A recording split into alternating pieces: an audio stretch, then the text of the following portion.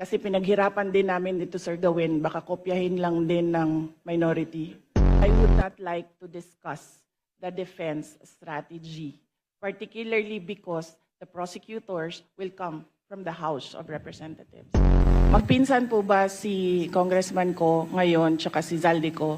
Madam Chair, I suggest that the Congressman ask this during the hearing of the Commission on Audit. This is a status of documents inside the office of the Commission on Audit.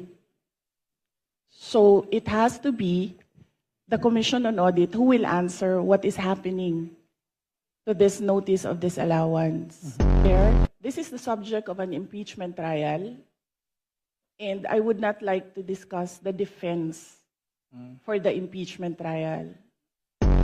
No public funds were used for all my travels. I did not charge representation. I did not charge tickets.